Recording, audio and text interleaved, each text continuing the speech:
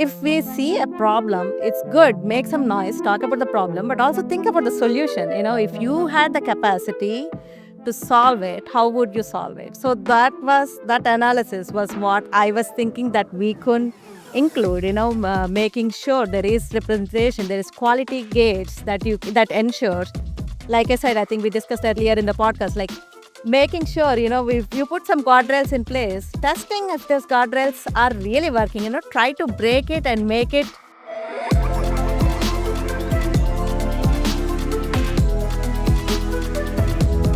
AI isn't the future, it's now. And whether you're in HR, sales, operations, or leadership, the choices you make today will determine whether you thrive or get left behind.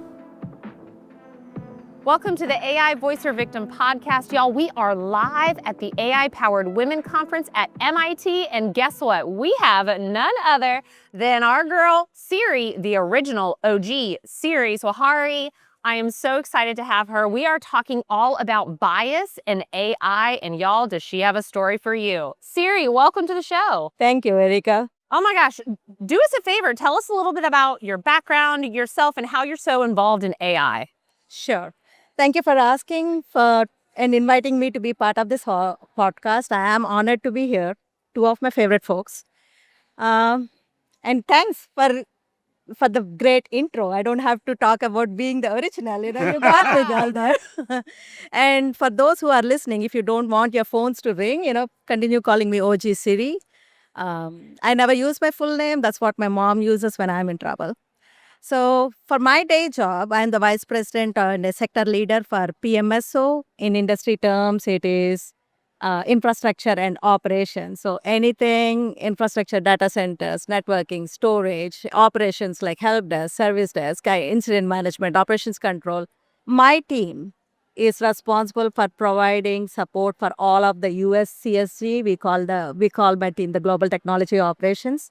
And we are a horizontal that supports all 50 states in the United States. And that is my day job. And like many women out there, I have several hats.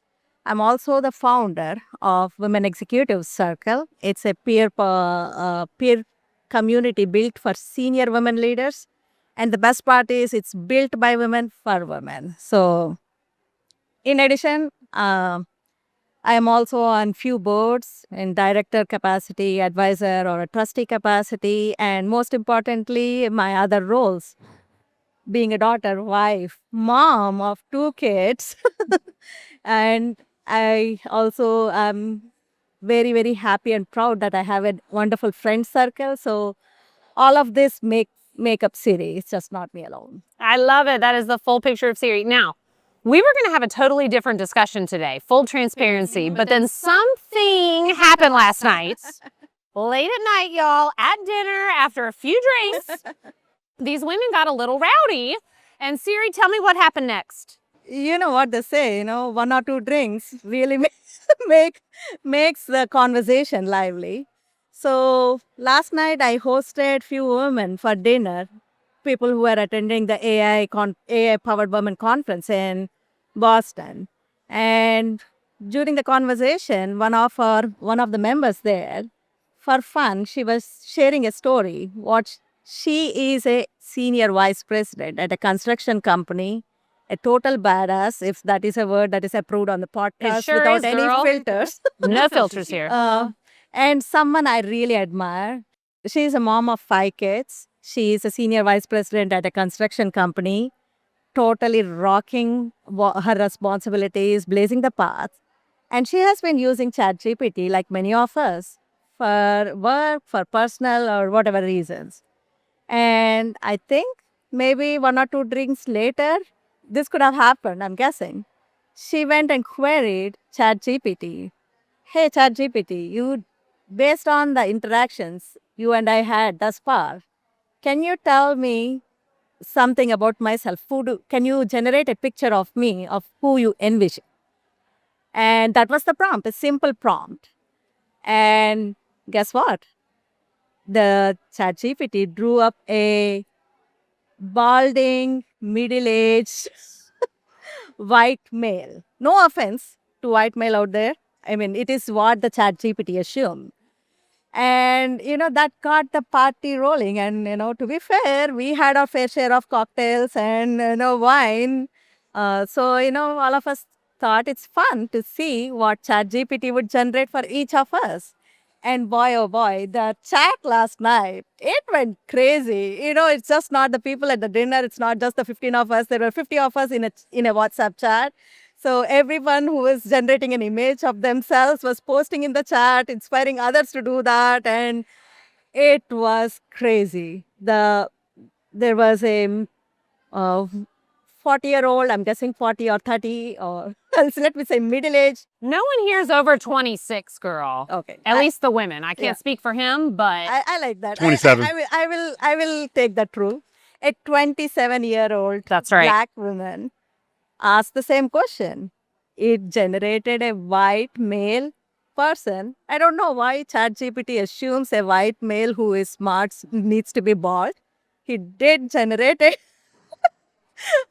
similar y'all, image. this is the notice, white men out there, that unless you are bald, you're not considered the it thing by ChatGPT, okay?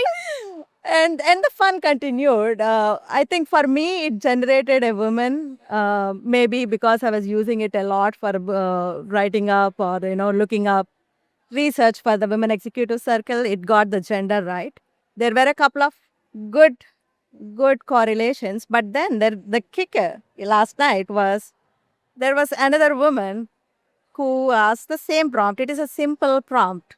Generate a picture of me, of what you think about me based on our interactions thus far.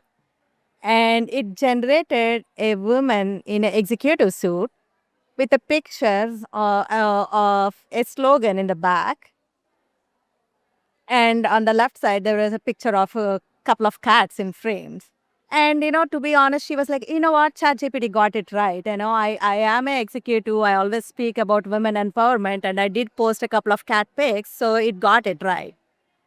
But the kicker was, when we zoomed in on that image, the background, the quote, which she thought ChatGPT got right, what she thought the image sent was, women belong in places where the decisions are being made. But then, when we zoomed in on the picture, the way the women is spelled out is we men. Yeah, phonetically it might sound... I'm running the prompt now because I want to see what it says about me. I would love to I'm see. like, oh, I am so nervous right now. No. I would love to see what it comes up with, and I love the spot on immediate trying. It is really, so all of us, if you ever played with ChatGPT or played with images, even if you have the DALL-E plugin, we all know it's not good with spellings. It is Right. it does mess up sometimes. So we need to give some But the plausibility. subtle cues in that one with the we men belong, like that's too much. That is so ironic. We did not know whether to laugh or, it was a complete ball game last night. Yes. And that's when we decided, okay, Erika, maybe it's time to talk about this. Well, and we talk a lot about bias and we know it, but I think when you see it in application, and especially after you've been using a tool for so long, and I love the example of the woman who kicked this off because she is a woman, but in construction. So all it did was hone in on construction. Construction equals man, right? And so it just makes these generalizations. And, that's why it's so important that we have representations of all kinds. I know Greg has been working on his image right now, but before he was like all the way like 25 certifications into ChatGPT and all this stuff, he asked for a deck with, a CEO and this, that, and the other. And of course, he kept getting those old, pale, stale white males, the Johns, the Toms, all of them. Wait. I use ChatGPT a lot. I've fed it images of myself. I've done a lot. It tried to ask me about 20 different clarifying questions because I think it felt like I was tricking it. And it was like, well, do you want to be in this setting or that setting? I was like, man, you know me. Go ahead. It gave me not one, but two options of a white male To choose from? There you go. Let me see. Which one do you want to be today? I'm just trying to understand. One has hair. Hairline. If you don't have enough hair. Oh, it gave me the hair was the option. You could be the You silver want to be with the fox. hair or not having. Come on, man. Look, if you don't think there's bias in these things, like I use it all the time. Yeah. I've done deep research on myself.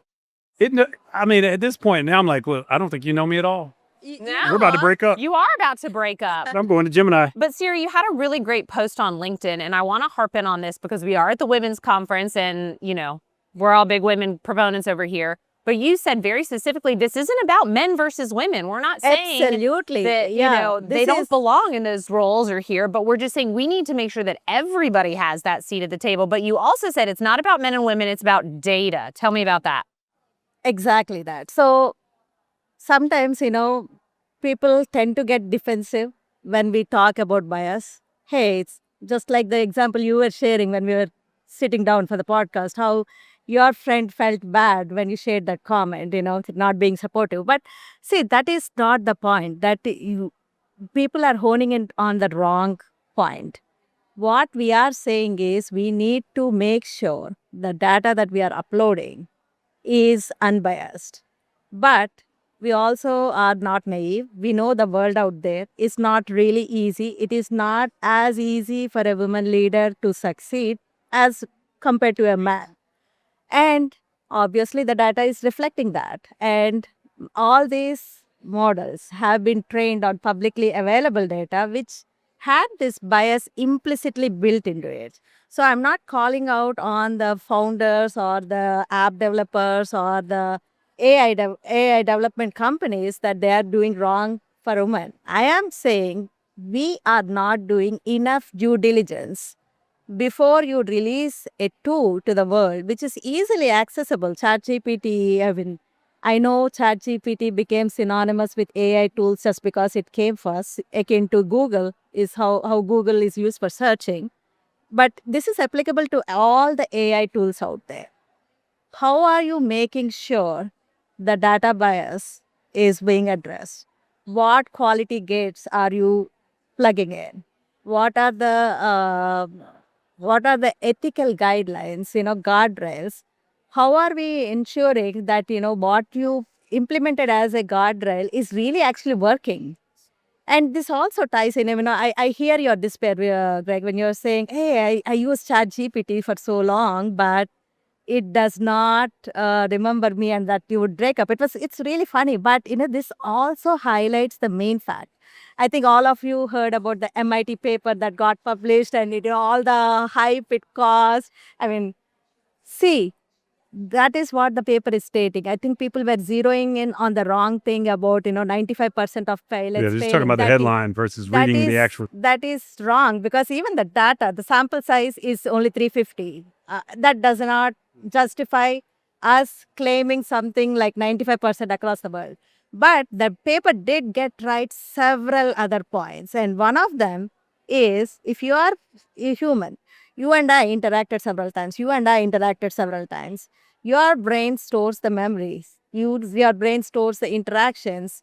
Your brain stores how I made you feel and vice versa. And the next time we meet, that continues. But when it comes to AI, it is a simple tool. Even though the customized GPT settings says go and remember the memory rules, having played it for so long, I can clearly say that retention, the database of prior interactions is not really there like it would be for a human, which is why most of these projects, they tend to fail because we need to work on the technology that would get us there for it to be successful, and which is what I'm hoping we are going to see with the new hype word this quarter, the agentic AI and the agentic AI workflows, and how the memory retrieval is going to be so much better. So I am very optimistic, but cautiously optimistic.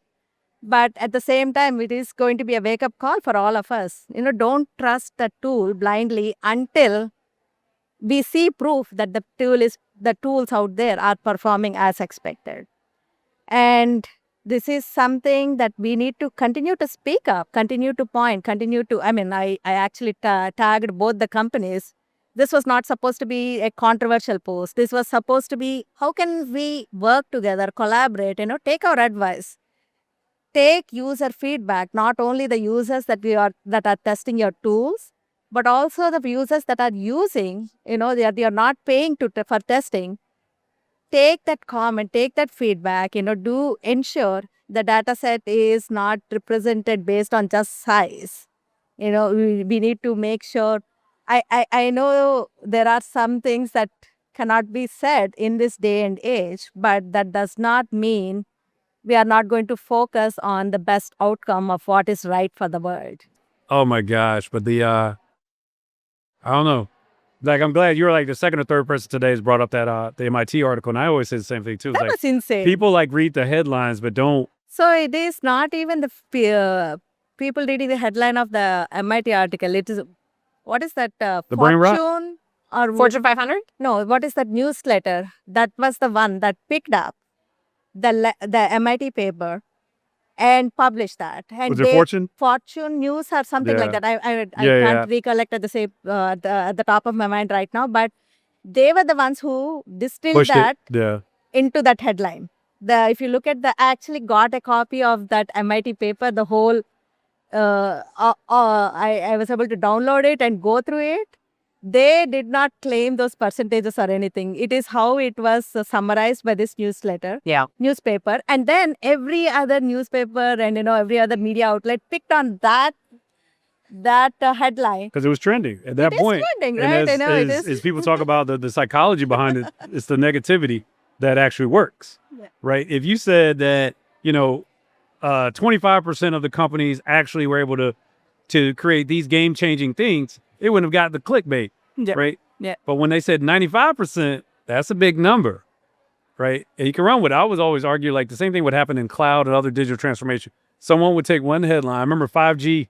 You remember, I don't know, people used to talk about 5G, metaverse, AR, VR, I don't know, blockchain. Where do all those things go? Like, it's as if Big they don't. data, man. I don't even talk about. We don't talk about big data, Siri. Was like, that is the hype. That is what is. We don't talk about that anymore. But the one thing that I think everyone is saying this, it's just not me. How AI changed the world is, in the olden days, no matter what, big data, even internet, when something like that got introduced to the world, the change was happening, but it was happening maybe twice, thrice, doubling or tripling at the most. Maybe if you are seeing a radical difference in 3 years, 5 years, like that. But when it came to AI, the growth is exponential. Exponential. And you would not know. You would be going to bed, sleeping one night and wake up the next day to a changed world which announced that DeepSeek in China released, which uses so much less energy consumption. And they also had this research feature, which, at that time, ChatGPT was only releasing the O3 version to the paid version. So it kind of blew everyone's mind. Oh, that AI is going to be so productive and so, especially the reasoning models was something new. And, the low energy consumption. The world needs that. We have enough warming out there. We were literally cooking today when we went out for lunch to grab outside. I couldn't wait to get back into a temperature controlled environment. But so, and I was hearing someone say in the one of the, I think maybe in the panel, Loudoun County in Virginia, as once they approved a lot of data centers that can support AI workloads, the energy consumption hits so high that it is. That's going to melt the grid.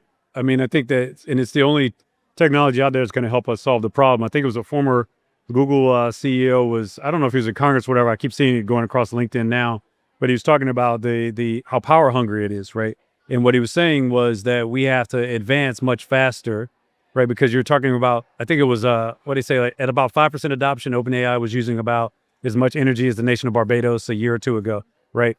And so I always say to folks, I was like, what happens? I posit, like, what happens when we get to 20% adoption? So you're going to create a world of the have and the have-nots, the people that can afford to create their own power. But this ex-Google executive basically was saying the average, I think, nuclear plant generates like 1 gigawatt electricity, right?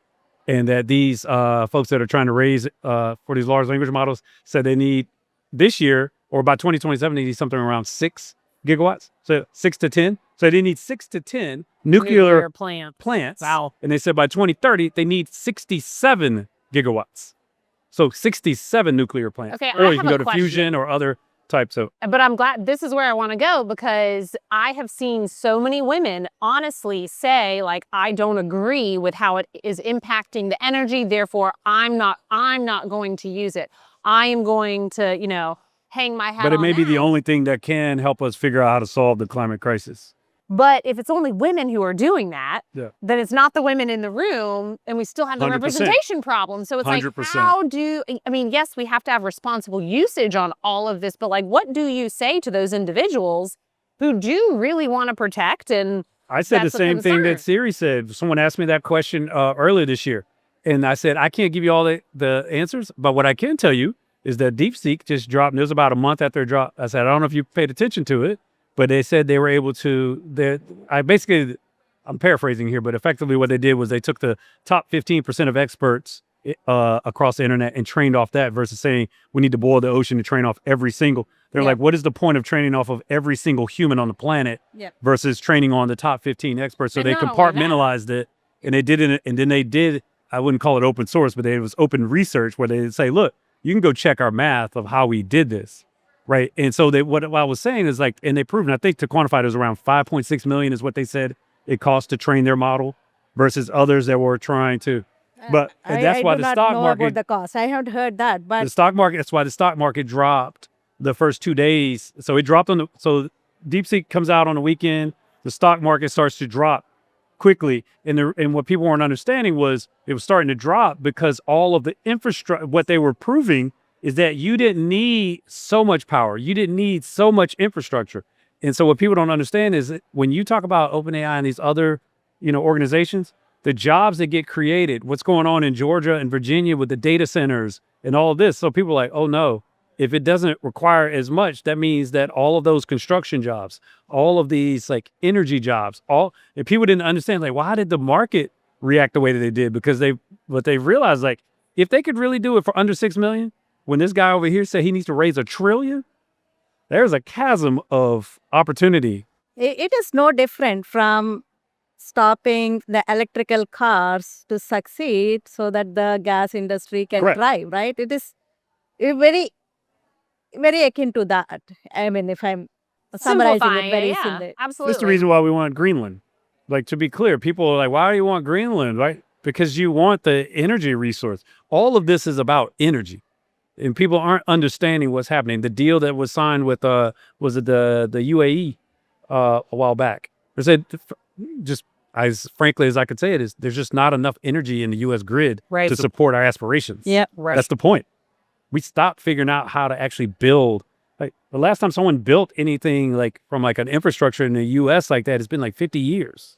And the point being is that we need more women involved in that, because it 100%. probably would have been built 49 years ago. But anyways, I digress. don't disagree. But I do have a question, because you had some really great points about how we can steer ourselves towards a better future. Yes. And I would love to hear your thoughts. I know you've said we have to audit the databases, make sure there's no bias in there, but like, what else can leaders do? So I think, I won't bore your audience. It is there in the LinkedIn article.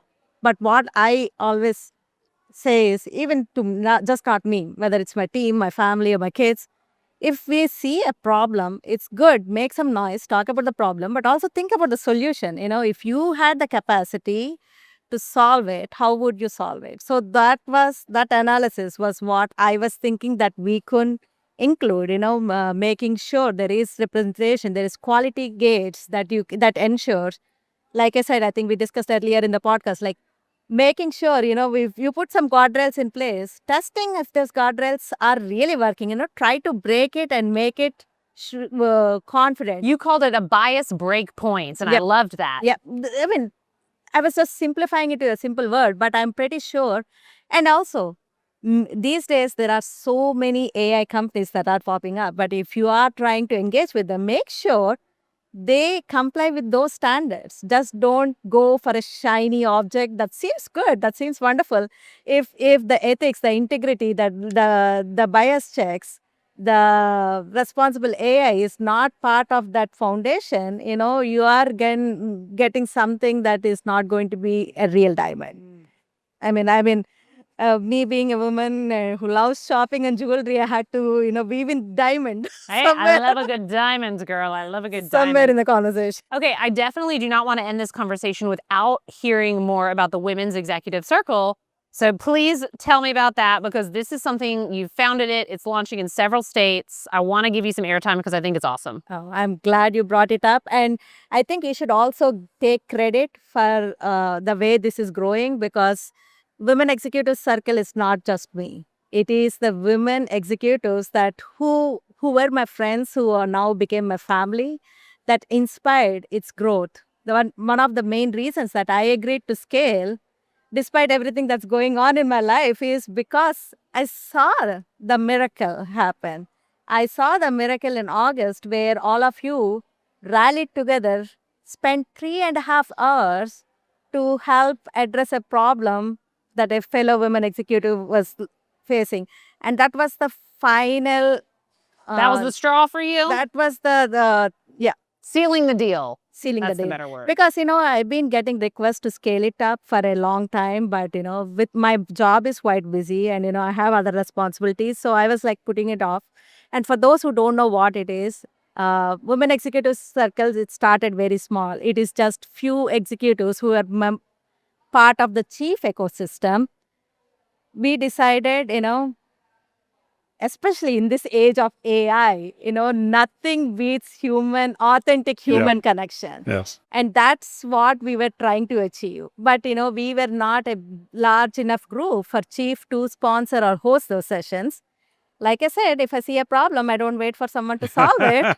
I solved it myself. I started hosting, and it was supposed to be a small chiefs get together, which is like-minded leaders. And we had a regular cadence where we used to discuss, meet for lunch, And then we discuss, help grew each and we other. grew and we grew. Then many chiefs became allies, but we didn't want to lose the connection. Like I said, people became family. Then they started getting plus ones, other women executives in the area who are either part of Athena or other peer networks or chief ready, or, who are on the fence whether to pay. It is a huge fees for folks, especially solo entrepreneurs or for self-paid members. So, people who are on the fence, but, they do have the necessary leadership and experience to be part of it. So I went back to my drawing board and I went and renamed it Women Executives of North Carolina.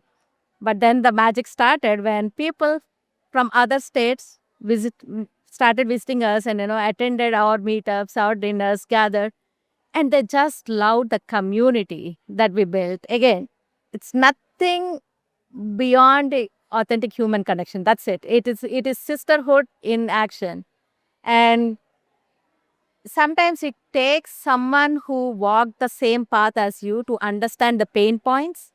I'm pretty sure all of us have wonderful families, wonderful friend circle, but sometimes what you deal at work or what you deal in a toxic situation, you would be able to either go to your therapist or, the next best option, speak with someone who walked the same path and, get a second opinion.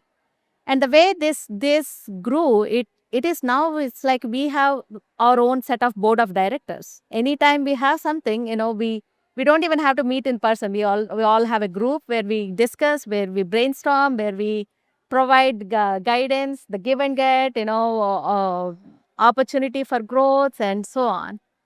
But when folks from other states visited and wanted to replicate something like this, I've been putting it off because of my bandwidth. But August meetup was the final straw when I decided, where I saw the difference. Every time we meet at these sessions, we solve a problem or two, or we find an avenue or a source of growth.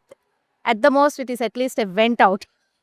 It is someone put it like, it's a place where I can take the mask off. Yes. Because no matter how vulnerable you might feel, or if the imposter syndrome kicks in, or it does not matter what kind of situation you are dealing with, at home or at work, you need to be that strong face, put on that mask and, go and solve the problem and put out the fire. Yeah. But all of us are human beings. We would need our own downtime, time where we can be our true selves. Yes.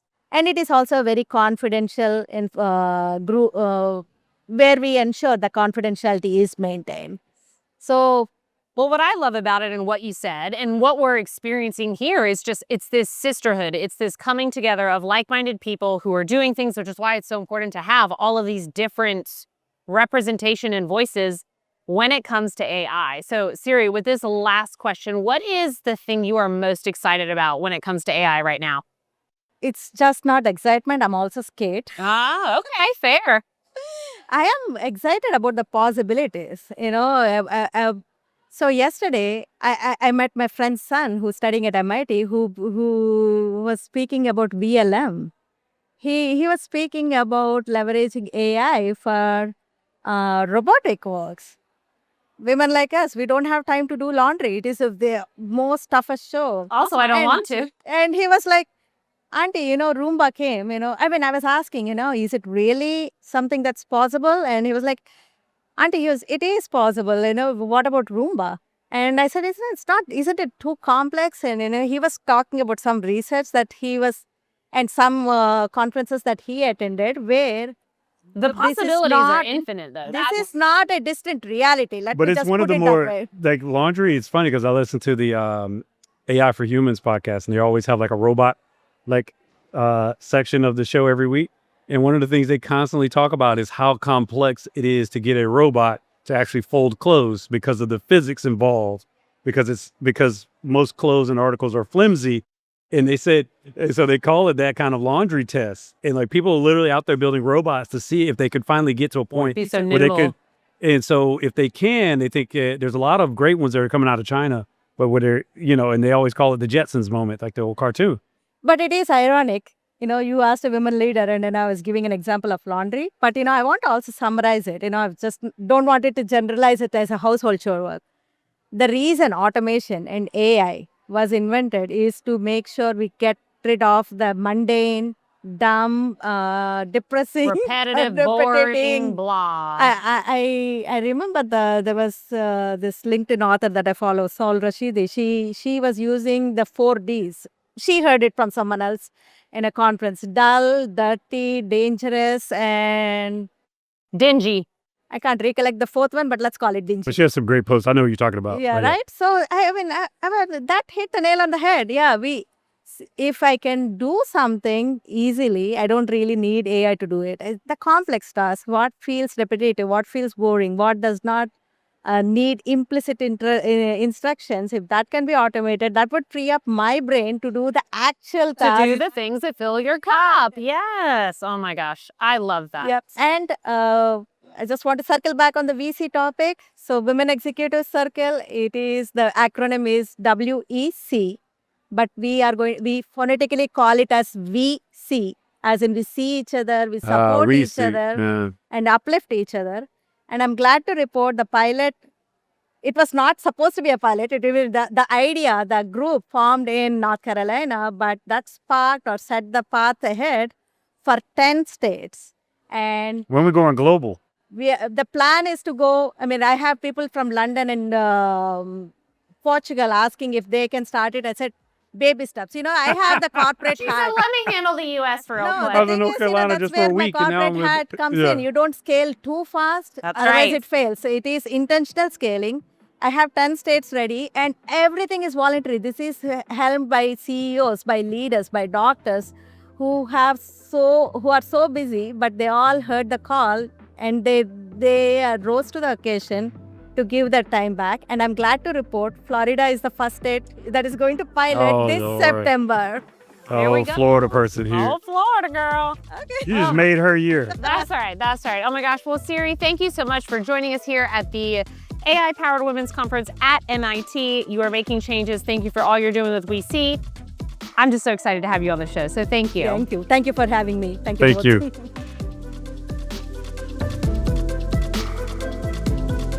Thanks for joining us on AI, Voice or Victim. If you want to stay competitive in the AI age, start now. Take one insight from today's episode and put it into practice in the next 24 hours. Make sure to follow us, share your thoughts, and subscribe for more actionable AI insights. See you next time.